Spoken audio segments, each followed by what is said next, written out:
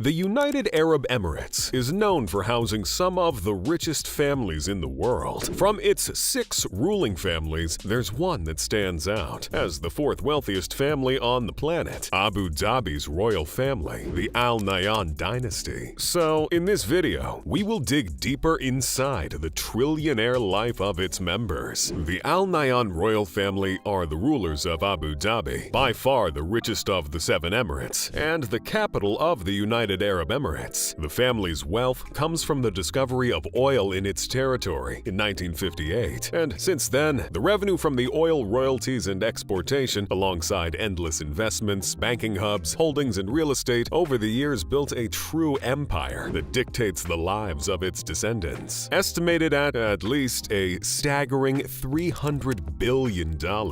No one knows for certain the exact proportions of the royal family's fortune, since there's a blurry line between the government and the family itself, considering that the clan has been responsible for ruling the country since its independence. Currently, it's UAE's founder Sheikh Zayed bin Sultan Al Nahyan's 6 sons, with his 3rd wife Fatima bint Mubarak Al Ketbi, that dictate the rules, not only in Abu Dhabi, but clearly also have a lot of influence in the other emirates. All of them contribute to build the family's wealth, but some of the most prominent faces are Sheikh Mohamed bin Zayed Al Nahyan, or MBZ for short, or to close friends, Sheikh Tahnoon bin Zayed Al Nahyan, and Sheikh Mansour bin Zayed Al Nahyan. MBZ is not only the head of the family and current ruler of Abu Dhabi, but also the president of the UAE. He alone is already worth $30 billion. Talk about a man with power. With everything that money can buy at his very reach, MBZ sure knows how to spend his fortune and be as extravagant as very few people can. To give a quick example, way back in 1981, MBZ married Princess Salama in a stupendous wedding, estimated to have cost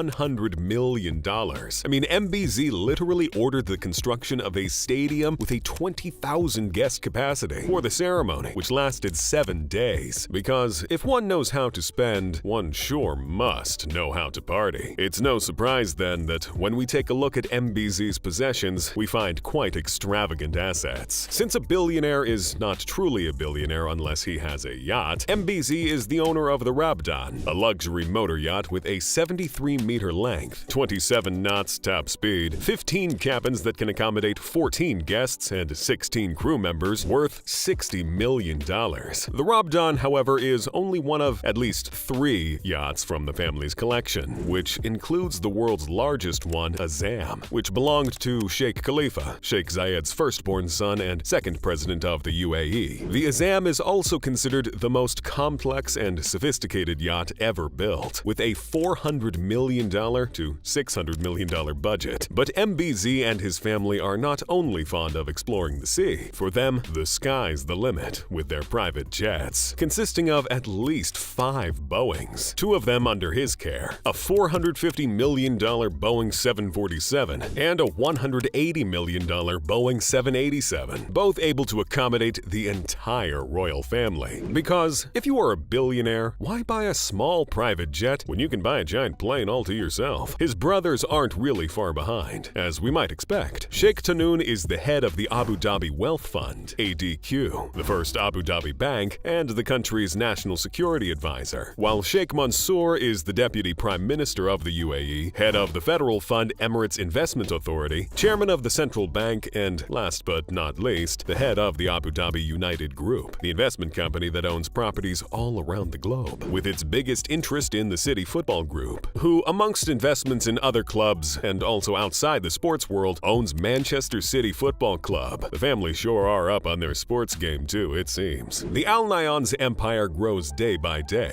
largely thanks to the Royal Group, a web of companies that acts on varied fields internationally, from tourism to robotics, finance to gastronomy, and sports to the entertainment industry. Such a conglomerate helps to spread the family's power and influence around the world, commanding assets worth around $300 billion. billion. The list of the Al Nahyan's properties goes on and on, with some of its other biggest assets consisting of various properties based in London, including the Berkeley Square House, plus numerous palaces around the globe. But perhaps the one worth exploring in this video is the royal palace in Abu Dhabi itself, the Qasr Al Watan. The palace, whose name literally means nation's palace, is not only the presidential residency, but also a cultural and tourist landmark in Abu Dhabi. The Qasr Al Watan is actually pretty recent, being completed in 2017 after a major and arduous construction that took 150 million man-hours and cost around $490 million, and has been open to public visitation since 2019, being nominated in 2020 for the World Travel Awards as the main cultural tourist attraction in the Middle East. With such a budget, the palace just had to be breathtaking, and the final result we see today absolutely does not disappoint. Its construction and design pays homage to the Arab heritage and tradition, with an astounding area of 380,000 square meters, with 2,300 rooms that include libraries, dining, and shopping area. With a white facade made of granite and limestone, the inside of the palace is beautifully and thoroughly decorated with blue and golden details that result in over 5,000 unique designs of Arab-inspired iconography all over the walls, ceiling, and floors. But nothing calls more attention than a chandelier that weighs 12 tons with 350,000 pieces of crystal, so intricate that it had to be assembled in place inside the Spirit of Collaboration Hall, a room designed to host official meetings. The palace also has a dome with a 37-meter diameter located on top of a central chamber that results in the largest room in the compound, the Great Hall, that divides the building into the east and west wings. While the east wing is known as the House of Knowledge, working as a kind of museum, accommodating several artifacts, religious texts, and a library with more than 50,000 books that document the cultural, social, and political history of the country. The West Wing is used for political and official purposes, like meetings or banquets with other world leaders or partners, for example. Another member of the family with a famously unrestrained and eccentric spending habit is Hamad bin Hamdan Al Nahyan, or simply the Rainbow Sheikh. With $20 billion